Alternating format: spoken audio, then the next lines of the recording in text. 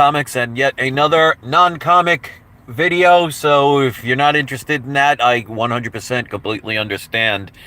Currently 5:50 in the morning. It took us about 6 hours to get home from a trip that normally takes an hour and like 52 minutes. We were averaging about 12 miles an hour the entire ride back, so that was fun. Get home and find out in my storage place, I have a little, whatever they call it, storage shed, where I had a 5-gallon container of gas. So I knew that power would be out when we got home, and I always prepare for everything. And opened the door, and somebody stole it. So they stole. Luckily, I had my mini generator in there too, but luckily, last minute before we left, I decided to take that generator and bring it in the house.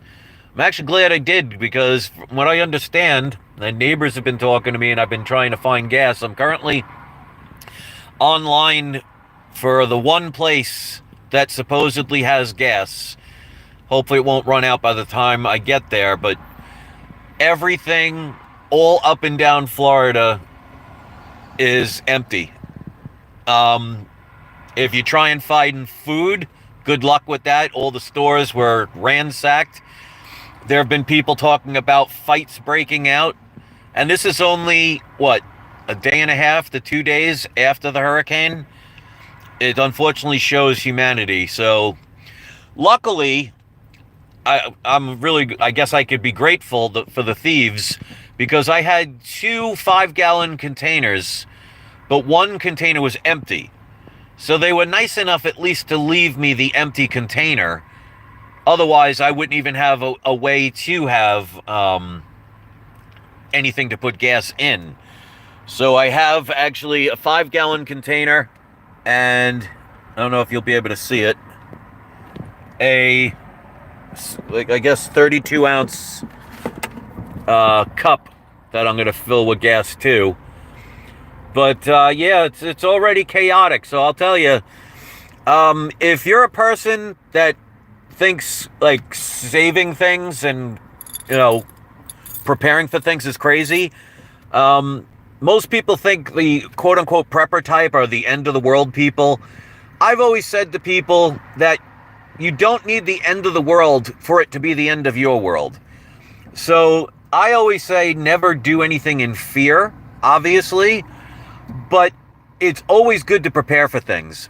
But lesson learned, if I ever have a situation where a storm's coming, knock on wood, let's hope it's for another 105 years or so before we get one even close to here, I'll lock it up. As a matter of fact, my little generator that I have, I actually, before we left, I bought a lock and chain, and I have it wrapped around my carport, the poles that hold up the carport.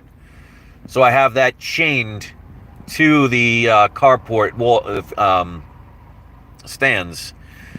But that's the world that we're in. Now just imagine if this is going to be for a while, because from what I'm understanding is the power will probably not be turned back on until Tuesday. I have food and water, so that's good. But yeah, the generator I have, I only could afford a small one. It's like 65 pounds if you're lucky. You can hold it in your hand. It looks like almost like a boombox from the 80s, like a half of a boombox. And it only holds about 1.33 gallons of gas. But luckily, what also prevented the storm from getting the eye over our area, there's a cold front that just passed through. So right now the temperature is 71, which for Florida is nice and cool. So we were able to actually not have to use the power for the air conditioner and actually just open the windows, and I have one fan blowing air in. So thank goodness for that, because that'll save energy. And my actual generator, even though it only holds about a little bit over a gallon of gas, it lasted 6 hours. And the first 3 or 4, we had the air conditioner on until I realized we're basically just wasting the energy when we could just open the window with the temperature going down. So who knows? Maybe it'll last 10 hours, but there's no gas anywhere. And any food stores are all out. I went at like 10 o'clock, 11 o'clock over to the Circle K, which is usually open 24 hours. They closed at 10, but I went there. Actually, yeah, I went there around 8 o'clock. Now that I think about it, 8 or 9, I don't know. I'm delirious at this point from lack of sleep this whole week. There was nothing left but one apple. I also and junk food. So my meal for the day was a tub of sour cream and onion potato chips and an unsweetened iced tea. The apple, even though I know that was much better for you, I can only imagine how many people's hands grabbed that apple. And I'm like, there is no way I'm buying that thing and eating 600 people's hands wherever they've, God forbid, been. So, things are quite interesting right now. The good thing is I have 3/4 of a tank of gas. And according to the range here, I'll show you. According to the range, I still have 125 miles. So, that's too far. The gas station is right where that traffic light is, right there. I don't know if you could see it. There's the gas station. So I'm currently online with a bunch of people. I'm probably like, I don't know, 20th, 30th, somewhere around there. So, but all the lights are out. There's only like the major traffic lights somehow they got on, but the local area lights are all off. So luckily this time of the night, there's not as many people as there normally would be. So at least people have been considerate. But I mean, it's a danger zone out there. So I don't know if anybody's watching that lives in Florida, but my advice, be very careful. Humanity shows what they're really like in times of crisis. I actually was hanging out at the Circle K because they said that they were closing at 10, but they said a gas truck might be showing up. And we figured it takes about 45 minutes probably for a gas truck to fill up. So I stayed there until 9:15, but unfortunately it never showed up. Went home and tried to get a little bit of sleep. I maybe got an hour and a half at best. And then I was like, you know what? I'm going to go to that Circle K, be the first in line, and hopefully see if the truck comes. So I did that. And I guess an employee just got there at around 5:30-ish. And checked on me first because I was the only one in the parking lot. And they wanted to make sure I was okay.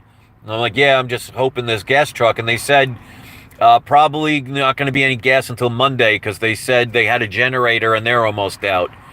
And they have to spend the weekend throwing out all the spoiled food because they had to shut it off at 10 o'clock so there was no more power. So, yeah, things are getting pretty interesting. So I thought I'd kill a little time, but I don't want to kill the battery on my phone, so I'm going to go. But, hey, if anybody wants to join my Patreon, it's patreon.com/WeLoveComics. If we get to 20 people, I'm going to have the contest giveaways. Luckily, I still have a house and things inside the house to still do the giveaways, so that's good. But it would definitely help with the situation. I've let my wife eat the food and stuff that I have, and I'm okay surviving on a thing of chips. I still actually have about 25 chips left. I should have brought it with me. But anyway, if there's any current updates, if you guys care, I'll make another video later. But yeah, if anybody wants to help in that way, that's great. If not, trust me, I don't care. Well, you know what I mean. So, all right, well, guess another hour or so, I'll hopefully have gas. But I've heard horror stories of people waiting in line. There was one guy said he waited in line for 3 hours when I was at the Circle K yesterday. He drove up when we were waiting and asking to see if there was gas. He said he was waiting online for gas for 3 hours. He was the third car to get gas, and they ran out. So let's hope that's not the case. All right, guys. Thanks for watching. Really appreciate it. 2024, interesting year. Thanks for watching, everybody.